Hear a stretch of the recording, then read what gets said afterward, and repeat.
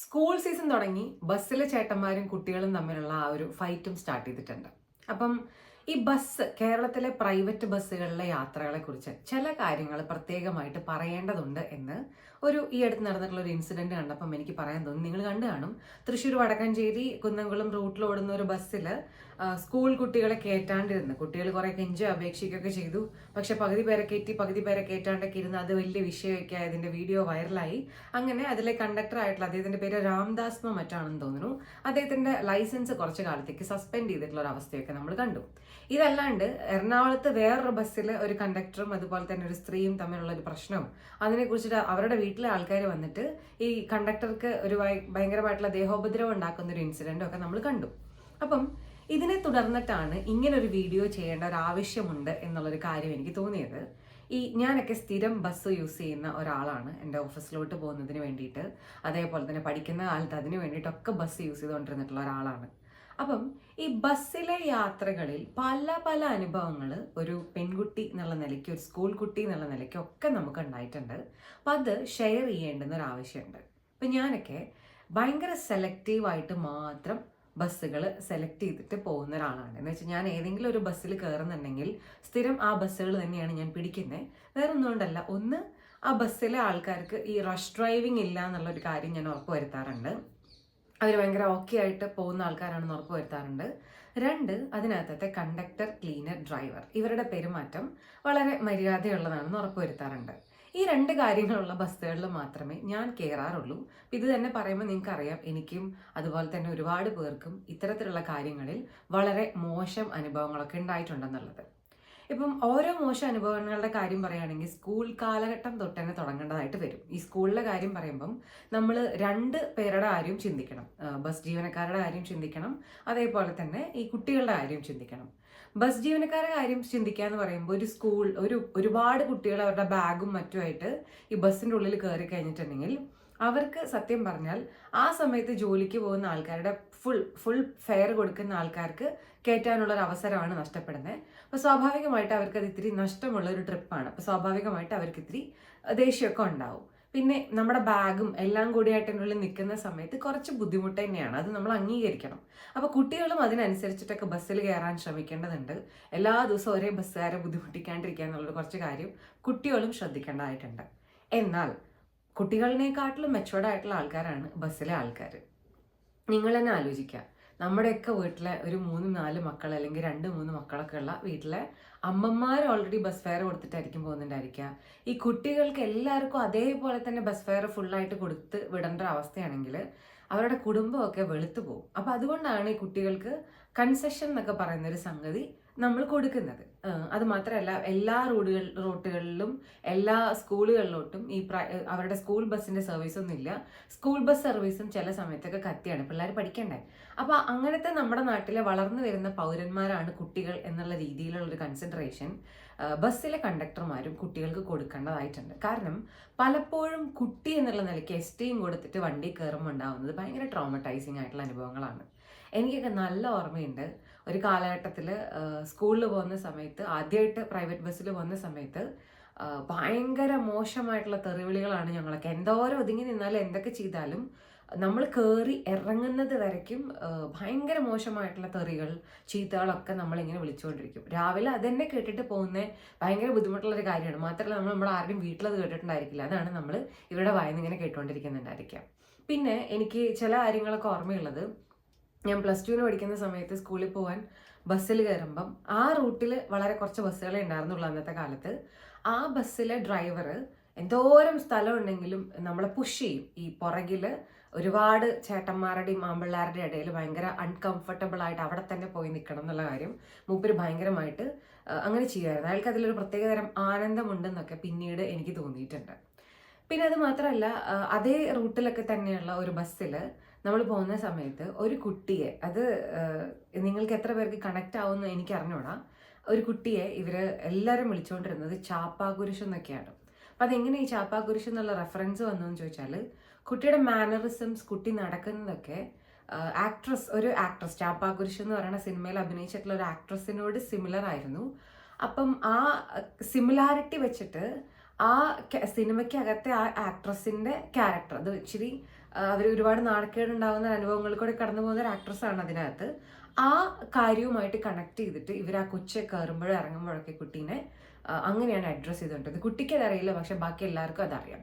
So എനിക്കിതൊക്കെ ഭയങ്കര disgusting ആയിട്ടാണ് ആ സമയത്ത് ഫീൽ ചെയ്തുകൊണ്ടിരുന്നത്. അങ്ങനെ ഈ ബസ്സിൽ പോകുന്നത് ഒരു ട്രോമയാണെന്നുള്ളൊരു കാര്യം അറിഞ്ഞിട്ട് വളരെ കഷ്ടപ്പെട്ട് വീട്ടിൽ നിന്ന് സ്കൂളിലോട്ട് അത്യാവശ്യം കിലോമീറ്റേഴ്സ് ഉണ്ട്, നമ്മൾ നടക്കുകയാണ് ചെയ്തുകൊണ്ടിരുന്നത്. കാരണം വേറെ ബസ്സുകളില്ല ആ റൂട്ടിൽ. അപ്പം ഇങ്ങനത്തെ കുറേ അനുഭവങ്ങൾ ചെറുപ്പത്തിൽ എനിക്കുണ്ടായിട്ടുണ്ട്. നമ്മളിപ്പോഴാണെങ്കിലും ബസ്സിൽ കയറുമ്പം കുട്ടികളോടുള്ള ഈ ധാർഷ്ട്യവും ദേഷ്യമൊക്കെ നമ്മൾ പലപ്പോഴും പല കണ്ടക്ടേഴ്സിൻ്റെ കയ്യിൽ നിന്നും കാണാറുണ്ട്. അപ്പം ഇതൊന്നും ഇല്ലാത്ത ഡീസൻ്റ് ആയിട്ടുള്ള ബസ്സുകളാണ് ഇപ്പം ഞാൻ ചൂസ് ചെയ്യുന്നത് എന്ന് പറഞ്ഞതിൻ്റെ കാരണം രാവിലെ തന്നെ നമുക്ക് ഇത്തിരി മനസ്സമാധാനമൊക്കെ വേണമല്ലോ പോകുമ്പോൾ. മാത്രമല്ല ഈ ഗുഡ് കോണ്ടാക്ട്, നല്ല പെരുമാറ്റമുള്ള ആളുകളുടെ കൂടെ തന്നെ അല്ലെങ്കിൽ അങ്ങനത്തെ ആളുകളുടെ സംസർഗമാണ് നമ്മളെല്ലാ ആൾക്കാരും ഇഷ്ടപ്പെടുക. ഇനി ഇതല്ലാണ്ട് അഡൾട്ട് ആയതിനു ശേഷം ഞാൻ പല നാടുകളിൽ ജോലി ചെയ്തിട്ടുണ്ട്. ഈ നാടുകളിലൊക്കെ നമ്മുടെ ഓഫീസുകളിലോട്ട് അല്ലെങ്കിൽ ഇതിലോട്ടൊക്കെ പോകുമ്പോൾ നമ്മൾ ബസ്സുകൾ എടുത്തിട്ടുണ്ട്. അപ്പം ഇതിലെ ചില പെരുമാറ്റങ്ങൾ എനിക്കിപ്പോഴും ആലോചിക്കുമ്പോൾ എനിക്ക് ഭയങ്കര ബുദ്ധിമുട്ടുള്ളൊരു കാര്യമാണ്. അത് ഞാൻ മുതിർന്ന ഒരു സ്ത്രീ ആയതിനു ശേഷം നേരിട്ടിട്ടുള്ള ചില പെരുമാറ്റങ്ങളാണ്. ചില കണ്ടക്ടേഴ്സ് ഉണ്ട്, ഇവർക്ക് നമ്മൾ ഇവരോട് സംസാരിക്കണം, ചിരിക്കണം, സംസാരിക്കണം, അങ്ങനത്തെ കുറച്ച് ആവശ്യമില്ലാത്ത കാര്യങ്ങളൊക്കെയാണ് ഇവർക്കുള്ളത്. എന്നെ സംബന്ധിച്ചിടത്തോളം നമ്മൾ ബസ്സിൽ കയറുന്നു, ഭയങ്കര മാന്യമായിട്ട് നമ്മൾ ഇന്ന സ്ഥലത്തേക്കാണ് പോകേണ്ടതെന്ന് പറയുന്നു, ബസ് ഫെയർ കൊടുക്കുന്നു, തിരിച്ച് പൈസ മേടിക്കുന്നു, പോകുന്നു. ഇത് മാത്രമാണ് നമ്മൾ ആഗ്രഹിക്കുന്നത്. മിക്കവാറും ബസ്സിലെ ചേട്ടന്മാരൊക്കെ അതിനോട് വളരെയധികം സഹകരിക്കുന്ന ആൾക്കാരൊക്കെ തന്നെയാണ്. പക്ഷെ ചില ആൾക്കാർക്ക് ഇച്ചിരി പഞ്ചാര അടിക്കണം. ഞാൻ പറഞ്ഞതിൻ്റെ അർത്ഥം മനസ്സിലാവുന്നുണ്ടല്ലോ.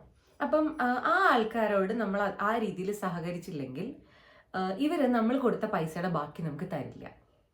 കുറേ നേരം അതങ്ങനെ പിടിച്ചു വെക്കും. എന്നിട്ട് നമ്മൾ ഇവരോട് പോയിട്ട് 2-3 തവണ റിക്വസ്റ്റ് ചെയ്യണം, ചേട്ടാ പൈസയുടെ ബാക്കിയൊക്കെ തരൂ എന്ന് പറയുമ്പം അവർക്ക് അതിലൊരു പ്രത്യേകതരം ആനന്ദമാണ്. അങ്ങനത്തെ ആൾക്കാരുണ്ട്. പിന്നെ ഐ റിമെമ്പർ സ്ഥിരമായിട്ട് എനിക്ക് മോശം നോട്ടുകൾ തരുന്നതിൽ ആനന്ദം കണ്ടുപിടിച്ചിരുന്ന ഒരു പുള്ളി ഉണ്ടായിരുന്നു പണ്ട്. എന്ന് വെച്ചാൽ നമ്മൾ ഭയങ്കര പുത്തൻ 50-ൻ്റെ നോട്ടും ഒക്കെ ആയിരിക്കും കൊടുക്കുക, പൈസയ്ക്ക് 20-ൻ്റെ നോട്ടൊക്കെ ആവും കൊടുക്കുക നമ്മൾ. അപ്പം ഈ പുള്ളിക്കാരൻ നമുക്ക് ഇച്ചിരി മോശമായത് കീറിയതൊക്കെ ഇങ്ങനെ തരും. സോ ദാറ്റ് നമ്മൾ പുള്ളിൻ്റെ അടുത്ത് പോയിട്ട് ചേട്ടാ ഈ നോട്ടൊന്ന് മാറ്റി തരുമോ എന്ന് ചോദിക്കണം. അപ്പം അതിൽ അദ്ദേഹത്തിനൊരു ഭയങ്കരമായിട്ടുള്ളൊരു ആനന്ദം ഉണ്ട്. അതേപോലെ തന്നെ ചില സമയത്ത് എൻ്റെ ഒരു കൊളീഗിനൊക്കെ ഉണ്ടായിട്ടുള്ള ഒരു അനുഭവമാണ്. ഒരു പുള്ളി ചില്ലറ മാത്രമേ ബാക്കി കൊടുക്കൂ, എത്ര രൂപ ഉണ്ടെങ്കിലും ചില്ലറ മാത്രമേ കൊടുക്കൂ, വാട്ട് എവർ ഇറ്റ് ഈസ്, നമുക്ക് ബാക്കി കിട്ടിയാൽ മതി. അപ്പോൾ ഒരു ദിവസം ഈ കൊച്ചിനോട് ഈ പുള്ളിക്കാരൻ ചില്ലറ മുഴുവൻ ഇങ്ങനെ കയ്യിൽ വെച്ച് കൊടുത്തിട്ട് പറയാണ്, ഇത് പിടിക്കുന്നതിൻ്റെ ചില്ലറ ഇങ്ങനെ കൈ പിടിക്കുന്നതിൻ്റെ സുഖം കുറച്ച് നീയും അറിയും. എന്തിനാണ് ഇങ്ങനെയുള്ള ആവശ്യമില്ലാത്ത ഡയലോഗ്സിൻ്റെ എന്താണ് അതിൻ്റെയൊക്കെ ആവശ്യമുള്ളത്?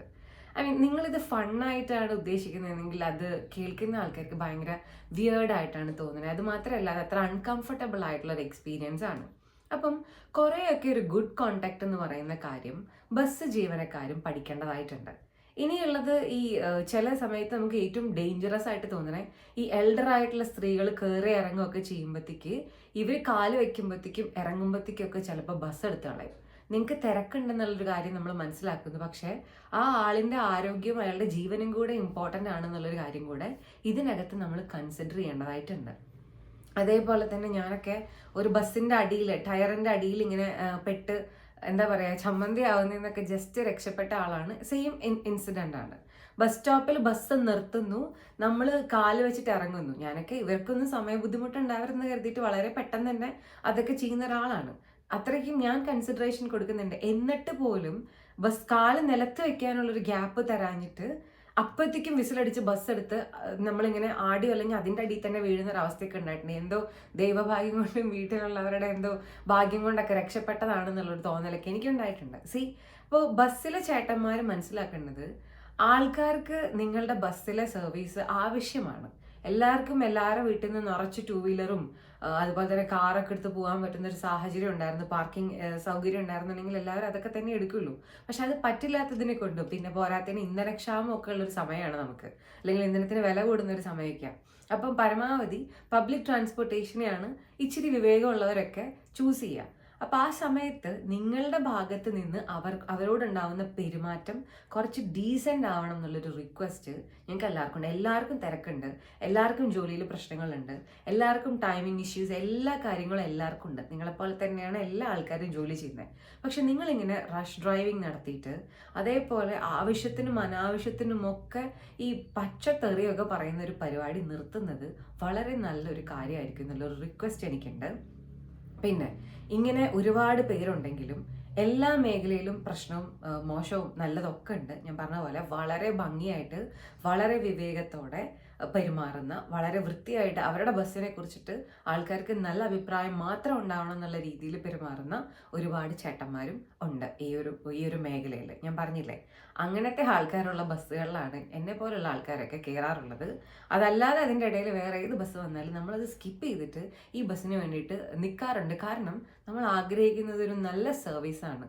നല്ല സർവീസ് നമ്മൾ സഹകരിച്ചിട്ട് പോകുമ്പോൾ അതേപോലെ നമ്മളോട് തിരിച്ച് സഹകരിക്കുന്ന ആൾക്കാരനെയാണ് നമ്മളും ആഗ്രഹിക്കുന്നത്. സോ ഈ ഗുഡ് കോണ്ടാക്ട് എന്ന് പറയുന്ന ഒരു സംഗതി കേരളത്തിലെ പ്രൈവറ്റ് ആയിട്ടുള്ള ബസ്സിലെ ചേട്ടന്മാരൊക്കെ പഠിക്കുകയും മനസ്സിലാക്കുകയൊക്കെ ചെയ്യേണ്ടുന്ന ഒരു ആവശ്യമാണ്. ആർക്കും രാവിലെ എഴുന്നേറ്റിട്ട് തെറിയേക്കാൻ താല്പര്യമില്ല. ആർക്കും രാവിലെ എഴുന്നേറ്റിട്ട് ഈ ബസ്സിൻ്റെ അടിയിൽ പെടാനൊന്നും താല്പര്യമില്ല. അതേപോലെ തന്നെ ആരും എന്താ പറയുക, ഈ തിക്കും തിരക്കും ബഹളത്തിൻ്റെ ഉള്ളിൽ പോയി വരാനൊന്നും ആഗ്രഹിക്കുന്നില്ല. സോ ബേസിക്കലി ഇച്ചിരി കാം ആൻഡ് ക്വയറ്റ് ആയാൽ തീരാവുന്ന പ്രശ്നങ്ങളെ കേരളത്തിലെ ബസ്സുകളിലുള്ളൂ. ഇത് പറഞ്ഞപ്പം എനിക്ക് എടുത്തു പറയാൻ തോന്നിയൊരു കാര്യം, ഈ ബസ്സിൽ കയറ്റാണ്ടിരുന്ന ഈ ഒരു ഇൻസിഡൻറ്റിൽ ആ കുട്ടിയുടെ റെസ്പോൺസ് ചില പ്രൈവറ്റ് ചാനലുകളിലൊക്കെ ഞാൻ കണ്ടിരുന്നു. വളരെ പക്വതയോട് കൂടിയിട്ടാണ് ആ കുട്ടി റിയാക്ട് ചെയ്തത്. അവൻ പറഞ്ഞത്, ഞങ്ങൾ സ്ഥിരം പോകാറുള്ള ബസ്സൊക്കെ തന്നെയാണ്, ആ ചേട്ടനെ സസ്പെൻഡ് ചെയ്യണമെന്ന് നമ്മൾ ആഗ്രഹിക്കുന്നില്ല, എല്ലാവരും ഞങ്ങളും പരസ്പരം അങ്ങോട്ടും ഇങ്ങോട്ടും ഈ ഒരു അവസ്ഥയൊക്കെ ഒന്ന് മനസ്സിലാക്കണം എന്നുള്ളത് മാത്രമേ ആഗ്രഹിക്കുന്നുള്ളൂ എന്നുള്ള രീതിയിൽ വളരെ പക്വതയോട് കൂടിയിട്ടാണ് SSLCക്ക് പഠിക്കുന്ന കുട്ടി റിയാക്ട് ചെയ്തത്. അപ്പം അങ്ങനെ ഒരു പക്വവതിയായിട്ടുള്ള അല്ലെങ്കിൽ പക്വാനായിട്ടുള്ള നാളെയുടെ ഒരു പൗരനോടാണ് നമ്മൾ ഈ ബസ്സിലൊക്കെ കയറുമ്പോൾ മോശമായിട്ട് പെരുമാറുന്നത്. അത് വളരെ മോശമായിട്ടുള്ളൊരു കാര്യമാണ്. സോ എല്ലാവരും ഡീസൻ്റ് ആയിട്ട് പെരുമാറുന്നത് ഇന്നത്തെ നമ്മുടെ നിലനിൽപ്പിനൊക്കെ ആവശ്യമാണ്. പണ്ടത്തെ പോലെയൊന്നല്ല കാര്യങ്ങൾ. എന്ത് ചെയ്താലും അതൊരു ചെറിയ വീഡിയോയിലൂടെ വൈറലാകുന്ന ഒരു കാലഘട്ടത്തിലാണ് നമ്മൾ ജീവിക്കുന്നത്. പിന്നെ ഇപ്പൊ ഈ കേസിൽ കുട്ടികളായിട്ട് ചെയ്തതല്ല ഇത്, അത് കണ്ടുകൊണ്ടിരുന്ന മറ്റൊരു രക്ഷിതാവാണ് ആ ഒരു വീഡിയോ ദൃശ്യങ്ങളൊക്കെ പകർത്തിയത്. അപ്പം ഇങ്ങനെയൊക്കെ നടക്കുന്ന ഒരു കാലഘട്ടമാണ്. സോ നമ്മുടെ റെപ്യൂട്ടേഷൻ, നമ്മുടെ ഫ്യൂച്ചർ, ഇതൊക്കെ ഇതിൻ്റെ ഭാഗമായിട്ട് നിൽക്കുന്ന ഒരു കാര്യമാണ്. സോ ഡീസൻ്റ് ആയിട്ടുള്ള പെരുമാറ്റം എല്ലാവരും എല്ലാ മേഖലയിലും കാഴ്ചവെക്കേണ്ടതുണ്ട്. നിങ്ങൾക്ക് എത്രത്തോളം അഭിപ്രായ വ്യത്യാസം ഉണ്ടെങ്കിലും പ്രശ്നം ഉണ്ടെങ്കിലും അങ്ങനെ നിൽക്കാം. ആൻഡ് ഇത് പറയുമ്പം വേറൊരു കൂട്ടരെ കുറിച്ചും കൂടെ നമ്മൾ സംസാരിക്കണം. ഈ ബസ്സിൽ കയറുന്ന ചില ടീമുകളുണ്ട്, ചേച്ചിമാരും ചേട്ടന്മാരും കുട്ടികളൊക്കെ ഉണ്ട്. ഇത്ര തിരക്കുള്ള ബസ്സിൽ, ഇതുപോലത്തെ ഒരു റൂട്ടിൽ പോകുന്ന ബസ്സിൽ ചിലപ്പോൾ ഈ വാതിലിൻ്റെ അടുത്തൊക്കെ നിന്നിട്ട് ഒറ്റക്കൈയിൽ ഫോൺ വിളിക്കൽ നാടകങ്ങളൊക്കെ ചിലപ്പോൾ കാണാൻ പറ്റും. ചില ആൾക്കാർ പിടിച്ചേ നിൽക്കത്തില്ല, എവിടെയും പിടിച്ച് നിൽക്കത്തില്ല. അപ്പോൾ ബസ് ഒരു ബ്രേക്ക് ഇടേ അതേപോലെ തന്നെ ഒരു വളവ് തിരിയൊക്കെ ചെയ്യുമ്പം ഈ പിടിച്ചും കഷ്ടപ്പെട്ട് നിൽക്കുന്ന ആളുകളുടെ മേത്തോട്ട് ഇവരൊക്കെ വന്ന് വീഴും. അയാൾക്കും താങ്ങാൻ പറ്റുന്ന ഭാരത്തിന് ഒരു ലിമിറ്റേഷനൊക്കെ ഉണ്ട്. പിന്നെ ബസ്സിൻ്റെ ഉള്ളിൽ കയറിയിട്ട് ഇവരൊരു സിവിക് സെൻസ് ഇല്ലാണ്ട് ഭയങ്കര ബഹളം വെക്കുന്ന പിള്ളേരൊക്കെ ഉണ്ട്. എന്നുവെച്ചാൽ കൂട്ടം കൂടി നിന്നിട്ട് അട്ടഹാസം, പ്രഹസനങ്ങൾ, പ്രശ്നങ്ങൾ ഇങ്ങനെ മൊത്തത്തിൽ കാണിക്കുന്ന ആൾക്കാർ ബസ്സിൻ്റെ ഉള്ളിലും കയറും. ഇതും ഭയങ്കര മോശമായിട്ടുള്ളൊരു കാര്യമാണ്. നിങ്ങൾ മാത്രമല്ല അതിൻ്റെ ഉള്ളിൽ യാത്ര ചെയ്യുന്നതെന്നുള്ളത് നിങ്ങളും മനസ്സിലാക്കണം. സോ ബേസിക്കലി ഈ കോപ്പറേഷൻ യാത്രക്കാരുടെ ഭാഗത്തുനിന്ന് ആവശ്യമാണ്, ബസ്സുകാരുടെ ഭാഗത്തുനിന്ന് ആവശ്യമാണ്. അങ്ങനെയാണെങ്കിൽ നമുക്ക് ഈ ഒരു പരിപാടി വളരെ സ്മൂത്തായിട്ട് കൊണ്ടുപോകാം. പിന്നെ ഇതിൻ്റെയൊക്കെ ഇടയിൽ എനിക്ക് പറയാൻ തോന്നിയ മറ്റൊരു കാര്യം എന്ന് പറയുന്നത്, നമ്മൾ സ്ത്രീകൾക്ക് വേണ്ടിയിട്ട് പ്രിയദർശിനി എന്നൊക്കെ പറയുന്ന ഒരു പരിപാടിയൊക്കെ തുടങ്ങി. സ്ത്രീകൾ ബേസിക്കലി ഏണിംഗ് ആണ്. അവർ ഇത്രയും നാളും എത്രയൊക്കെയാണ് ബസ് ഫെയർ അത് കൊടുത്തുകൊണ്ടിരുന്ന ആൾക്കാരാണ്. ഇതിനെക്കാട്ടിലും കുറച്ചും കൂടെ ഇമ്പോർട്ടൻ്റ് ആണ്, അതിൽ ആവശ്യക്കാരുണ്ടായിരിക്കട്ടെ. ബസ് ഫെയർ ലാഭിച്ചാൽ വളരെയധികം സുഖകരമായിരിക്കും ജീവിതം എന്നുള്ള ഒത്തിരി പേര് മനുഷ്യന്മാരുണ്ട്. അപ്പോൾ അവരെ സംബന്ധിച്ചിടത്തോളം അത് ഇമ്പോർട്ടൻ്റ് ആണ്. ഞാൻ ഒരിക്കലും ഈ ഒരു പദ്ധതിക്കെതിരല്ല. പക്ഷേ ഇത് കുറച്ചും കൂടെ കൺസിഡറേഷൻ ഗവൺമെൻറ് കൊടുക്കേണ്ടത് കുട്ടികളുടെ കാര്യത്തിലാണ്. കാരണം അവരാണ് ഈ തിങ്ങി ഞെരുങ്ങിയും ഈ ഏറ്റവും കൂടുതൽ വഴക്ക് കേട്ടും ഈ എന്താ പറയുക ചുമ്മാട് ചുമക്കുന്ന പോലെ ഭാരം ചുമന്നൊക്കെ ബസ്സിൽ കയറുന്നത് കുട്ടികളാണ്. സോ കുട്ടികൾക്ക് വേണ്ടിയിട്ട് നിങ്ങളൊരു കൺസിഡറേഷനും ഒരു ഫിക്സ്ഡ് സംഭവം അല്ലെങ്കിൽ ഒരു സീസൺ ടിക്കറ്റ് ഒക്കെ കൊടുത്തിട്ട് പല റൂട്ടുകളിലും ബസ്സുകൾ ഇറക്കുകയാണെങ്കിൽ അത് പ്രൈവറ്റ് ബസ്സുകാർക്കും അതേപോലെ തന്നെ കുട്ടികളുടെ ഒരു വെൽബീയിങ്ങിനും ഒക്കെ കുറച്ചും കൂടെ നല്ലതായിരിക്കും. ഇത് ഗവൺമെൻറ് കൺസിഡർ ചെയ്യണം എന്നുള്ളൊരു ആഗ്രഹം എനിക്കുണ്ട്. അപ്പം ഈ വീഡിയോയുടെ ഉദ്ദേശശുദ്ധി എല്ലാ ആൾക്കാരും മനസ്സിലാക്കണം. പാസഞ്ചേഴ്സ് എന്നുള്ള നിലയ്ക്ക് നമ്മളും കുറേ ഉത്തരവാദിത്തമുള്ളവരാണ്. അത് കൊണ്ട് നടക്കുന്ന ആൾക്കാരെന്നുള്ള നിലയ്ക്ക് ബസ്സിലെ ജീവനക്കാരും കുറച്ച് ഉത്തരവാദിത്തമുള്ള ആൾക്കാരാണ്. സോ സഹകരിച്ച് മുന്നോട്ട് പോവുക. That's it.